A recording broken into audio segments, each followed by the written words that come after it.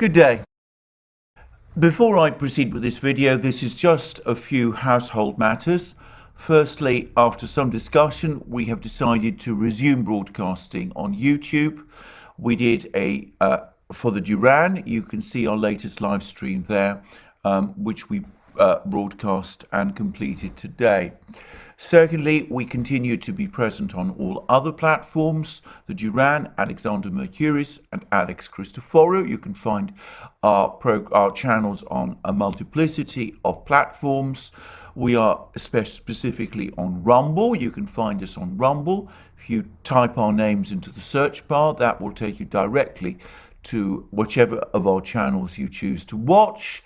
If you watch a video on one of our videos on Rumble from any of our channels, if you see the red maroon button at the top of the video, that will take you directly to Locals, where of course we have our community and where I do regular live streams every Wednesday. I did a long and informative one, I think, yesterday, and obviously I will continue to do so every Wednesday.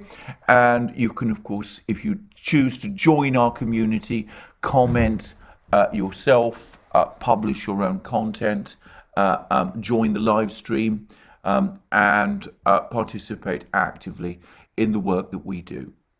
So let's now proceed to the events of today. Now, I am not very up to date with military situations. I've just actually seen reports of a Pentagon briefing, or at least what appears to have been a Pentagon briefing, which is in the Financial Times. It speaks of the Russians steadily tightening their control on the coastal city of Mariupol and perhaps making advances towards Odessa, all in the Black Sea coast. They are also supposedly approaching more closely the center of the city of Kharkiv, though it's important to say that the Russian Foreign Minister Sergei Lavrov said today that there are no Russian troops in Kharkiv itself, and as far as I could tell, he appeared to deny that there ever had been, at least in any sustained way. As for this 40-kilometer convoy of military vehicles that are poised to strike outside Kiev, the Pentagon says that it hasn't moved for several days. It's still located some distance from the city. The Pentagon speculates that it's held up by supply issues. Seems to me it's much more plausible that what is holding the Russians back is the fact that today negotiations between the Ukrainians and the Russians resumed in Belarus. And that is, in a sense, the topic of the discussion today. Now, I'm going to make here one quick observation, which is that this is a war which Russia is waging. It's not a war which the West is waging. And Westerners, I think, often assume that Russians wage war in exactly the same way as they would do.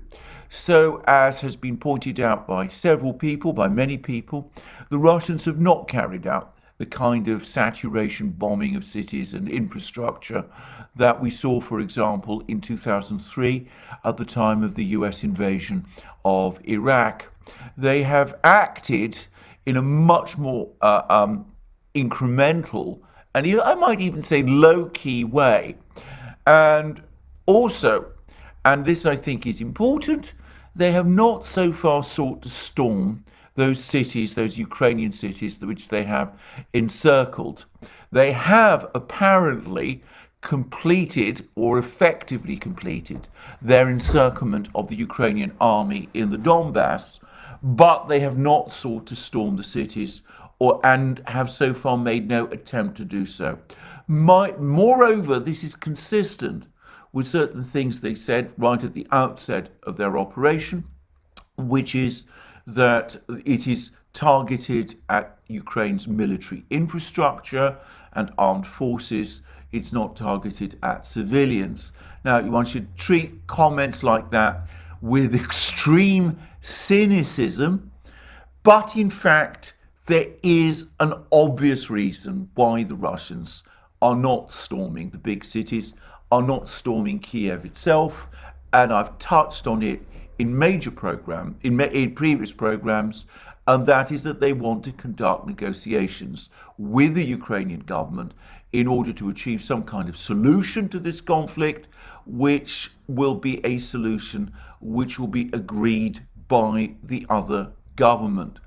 If that is the intention, then it becomes clear why the offensive, the strike against Kiev, is not taking place. Because by definition, the Russians want that government to continue to exist so that they can negotiate and agree a deal with it. Now, I said at the beginning that Westerners don't always understand the Russian view of war.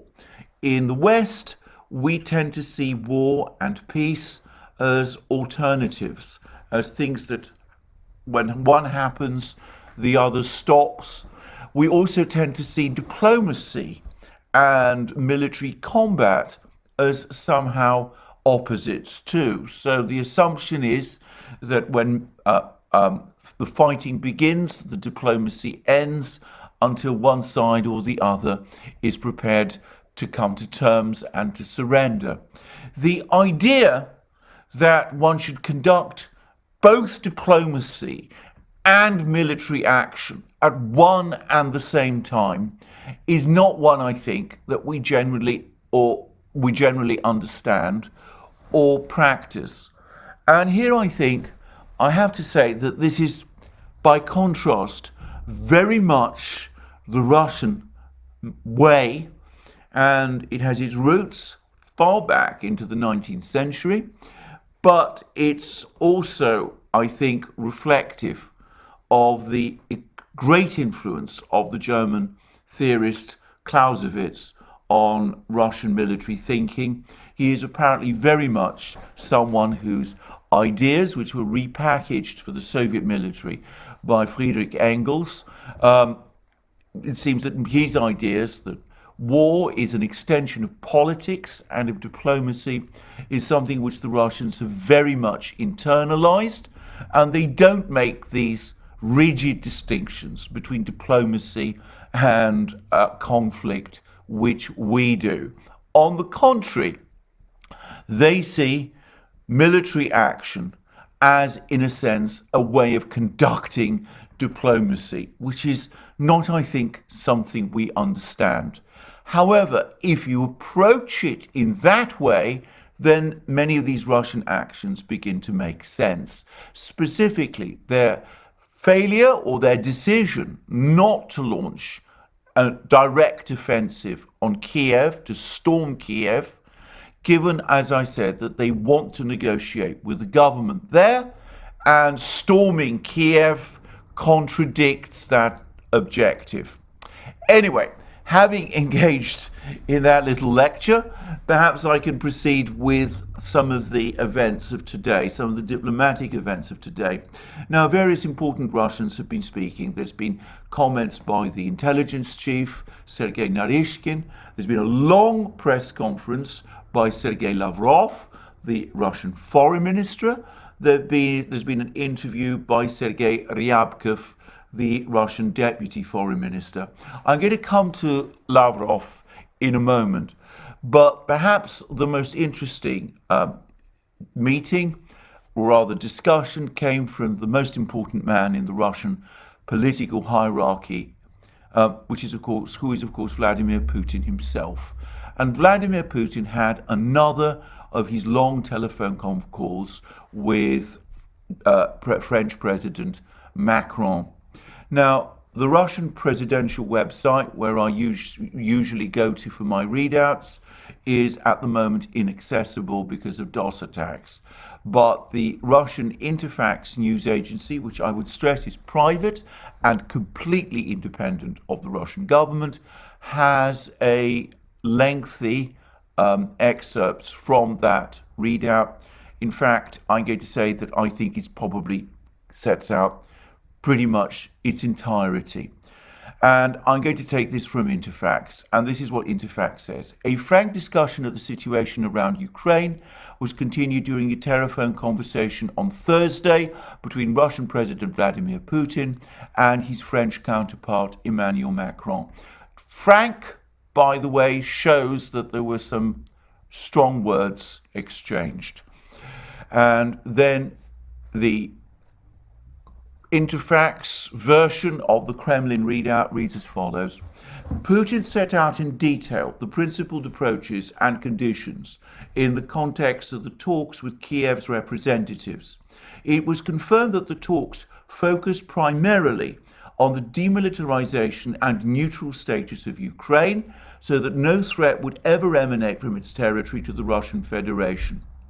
It was stressed that the objectives of the special military operation will be fulfilled in any way, and that attempts to play for time by dragging out the talks will only lead to our, let's say Russia's, negotiating position, presenting Kiev with further demands.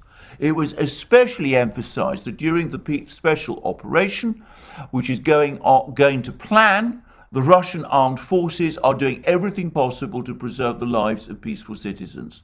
Precision weapons are only being used to destroy military infrastructure. Allegations of rocket attacks and bombardments of Kiev and other Ukrainian cities are inconsistent with reality and elements of the anti-Russian disinformation campaign. Putin reaffirmed the readiness of the Russian side for interaction with its foreign partners for the purposes of resolving acute humanitarian problems, and called on the President of France to join efforts to ensure the safe withdrawal of foreign citizens from Ukraine. Thus, he mentioned a large group of Indian students in Kharkiv who are effectively being held hostage by Ukrainian forces. Emmanuel Macron promised to do the relevant work with Kiev's leadership. Putin commented in detail on Macron's address to the nation yesterday regarding the war in Ukraine, having disagreed with many of its theses. In particular, Emmanuel Macron called Russia's fight against the extreme right. He used Putin, the readout uses a stronger word relating to political movement which was current in Germany in the 1930s and 40s, in Ukraine, a lie. Well-grounded explanations were given regarding the considerable role of members of this movement in Kiev's state policy. It was noted that during its special operation to protect Donbass, Russia intends to continue its uncompromising fight against militants from nationalist armed organizations who commit war crimes. These included putting military equipment in residential areas and using the civilian population as human shields. Putin also noted that Macron's statement did not say a single word about the Ukrainian leaders having sabotaged the Minsk agreements for 7 years, nor of how Western countries and France itself have done absolutely nothing to make Kiev comply with them. Further, there was no mention of the many years of genocide against the peaceful residents of Donbass, which caused many human casualties and forced hundreds of thousands to seek refuge in Russia. And the two leaders agreed to continue contact at various levels on the issues touched on in the conversation. And we learned from the French media that the telephone call, which, as I said, comes across as extremely heated, lasted for 90 minutes. In other words, an hour and a half. That's some mighty call, and a very, very tough one, with Putin taking an absolutely uncompromising line. Note that the Russian demands are demilitarization and neutrality, and that the Russians have said that if Ukraine balks and delays in agreeing to these proposals and tries to spin out the negotiations, then the Russians reserve the right to escalate their demands. But that one way or the other, the special operation will be fulfilled, and it will be fulfilled by military means if necessary. Note also that Putin asked Macron to get the Ukrainians to facilitate the evacuation of Indian students from Kharkiv. There is a report circulating, I haven't seen it, that Prime Minister Modi of India called Putin and asked for Putin's help to get these Indian students freed. And we see that Putin took this up with Macron and badgered Macron to get this done, and that Macron agreed to take this up with the authorities in Kiev. And last but not least, we see that Putin took Macron heavily to task for some of the things Macron said over the course of his address to the nation. So we can see that the Russians are taking an absolutely uncompromising line. They're not prepared to bend an inch. They will see this thing through. They will make sure that at the conclusion, Ukraine is indeed a neutral state, that it becomes demilitarized, and that it becomes, as they would say, cleansed of the elements that make up this right-wing movement, which, as I said, for all the well-known reasons I'm not going to name on this channel. So that was a ferocious conversation. One wonders exactly what Macron said in response, but clearly Putin was not compromising in any way. And I would add that there is some evidence that the Ukrainians themselves are feeling the pressure. Now, a Ukrainian delegation is in Belarus, and they are negotiating at the moment with the Russians. As I said, from Putin's call, it's clear that the Russians are taking an uncompromising stand. But quite apart from that, apparently Zelensky held a press conference yesterday on Thursday morning, this morning, and according to the Financial Times, he appeared exhausted and unshaven, sat on a stool in a press conference room of his presidential office in Kiev. The staff inside and outside the building erected barricades and other fortifications ahead of a possible Russian onslaught into Kiev. It gives the impression of a man far from Napoleon, if you like, rather of a man very much at the end of his tether. And I'm going to say straight away that I feel extremely sorry for him, personally. I think that he's found himself in a situation he was not trained or prepared for. And from the Financial Times summary of what he said, which, by the way, comes across as extremely incoherent, it also seems clear to me that he was again very bitter about the West, made it fairly clear that he feels that the West has let Ukraine badly down. So that was the contrast, if you like, between an implacable Putin talking to Macron and a exhausted and unshaven Zelensky meeting the Western media in Kiev. One other person also met the Western media, and that was the Russian Foreign Minister, Sergei Lavrov. Now, the Russian Foreign Ministry website has been up and down, and at the moment it's down, so I'm not able to get an exact account of what he said, but there is a fair amount available, and the Russian news agency TASS has provided a summary, and it quotes Lavrov as saying that Russia is confident that the situation around Ukraine will be resolved. A solution will certainly be found. I have no doubt about it. The conditions we view as a minimum are no secret. Moscow is ready to hold talks with Kiev, but will continue the military operation because it can't let Ukraine keep infrastructure facilities that threaten Russia. Demilitarization in this sense will be completed even if we sign a peace agreement. This agreement will certainly include such a paragraph. It is Too early to assess the Russian operation and Russian-Ukrainian talks, but Moscow is confident that it is doing the right thing. And Lavrov apparently advised the foreign media to put aside emotion and to be guided by facts. He said, or he's quoted by TASS as saying, "I urge you to assess facts rather than pretend that it is some Hollywood action movie where there is an absolute evil and an absolute good." And then he looked forward in future to the day when, after the resolution of this conflict, there will be better relations with the West. I am sure that this hysteria will fade away and our Western partners will get over it. We are always prepared for dialogue on the condition that it is based on equality and respect for each other's interests. And on talking about the sanctions, he said the current sanctions are some kind of a tax on independence, and the countries that barred their companies from working in Russia made the move under huge pressure. If they expect Russia to crawl under the bench and give in to someone's dictatorship, their expectations are wrong.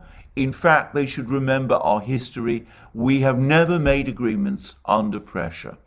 And he then made comparisons between the situation today and previous situations where other leaders, and he mentioned Napoleon and a certain Austrian gentleman, whose name again, for all the usual reasons I'm not going to quote, and he said that they tried to do the same thing like the United States is doing, which is dominate Europe. And he says, he's quoted to say, "You know, I have comparisons to make. At some point, Napoleon and the Austrian gentleman tried to subjugate Europe. Now it is dominated by the United States.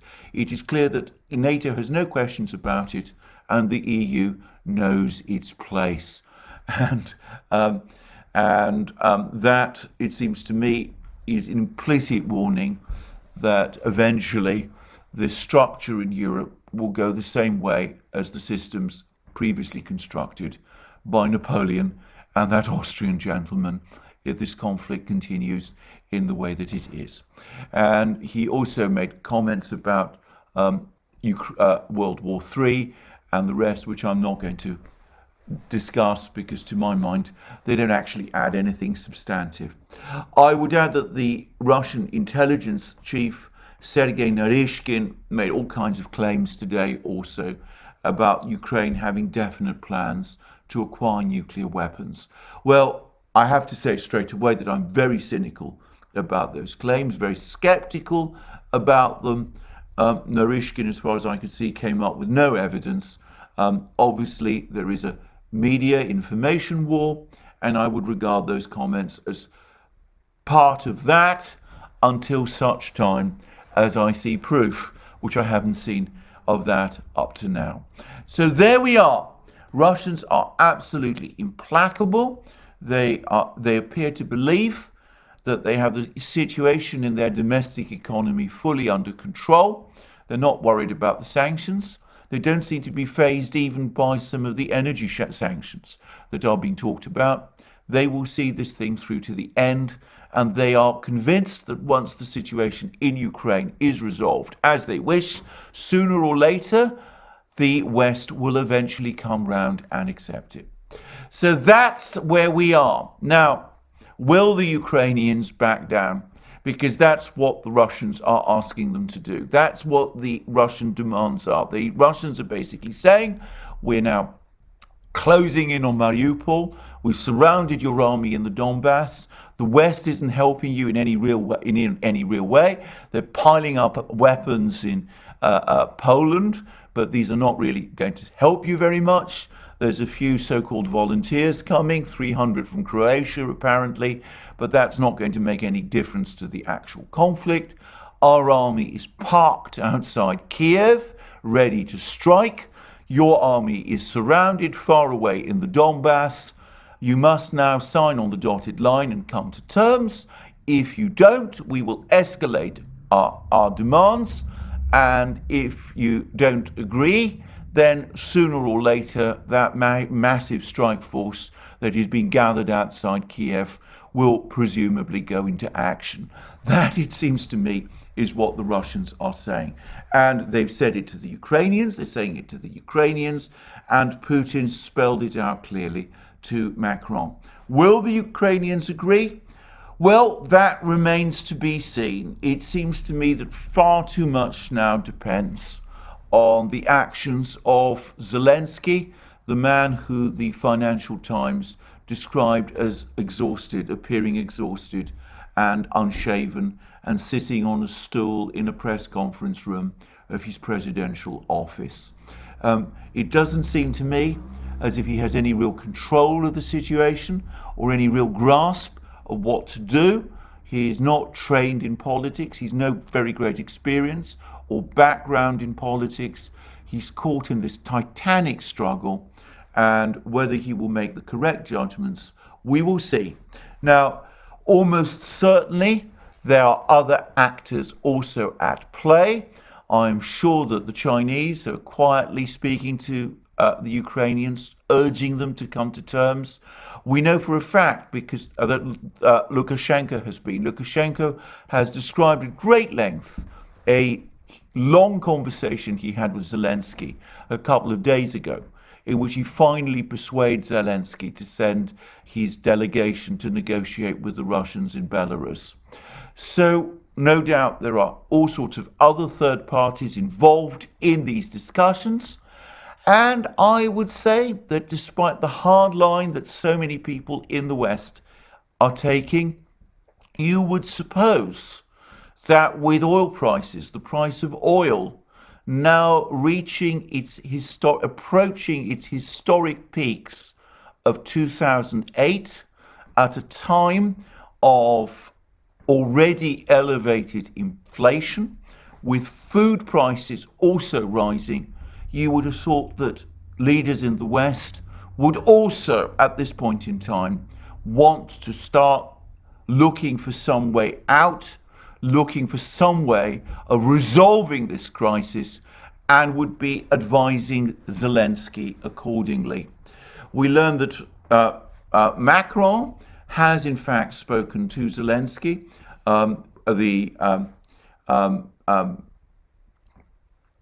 The Interfax report says that earlier on Thursday, the BFM TV channel reported, citing the Elysee Palace, that Macron spoke by telephone with Putin and then with Zelensky. So he called Zelensky directly after this call. One would have thought, one would assume that Western leaders, in their own interests and in the interests of their own people, would also be looking for a diplomatic solution to this conflict. Whether they actually are, however, I don't know. I'm afraid I am very skeptical and rather doubt it. Anyway, that's where we are. The Russians are giving, shall we say, negotiations, let's not say peace, because there is no peace, negotiations a chance. But their idea of negotiations is very much that they put demands and the Ukrainians accede to them.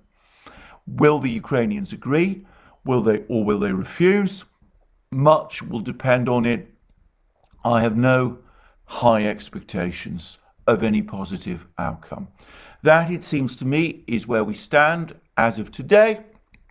I think we perhaps have the tomorrow and conceivably the weekend to see whether some kind of diplomatic settlement can be reached. Otherwise, I'm afraid I expect things to turn much more fierce over the next days following. Thank you for joining me again today. I remind you again, you can find us on our various other platforms, especially Rumble, Locals, also SuperU, Odyssey and Library. And you can also obviously participate in our Locals channel and join us there and follow the exclusive content we publish there. And you can also support our work through Patreon and Subscribestar, and by going to our shop and buying the things that you will find there. And last but not least, if you've liked this video, please remember to press the like button, and please also remember to check your subscription to this channel. Well, that's my summary of the important events of today. As I said, I've not said much about the military situation, which is not really my province. More from me soon.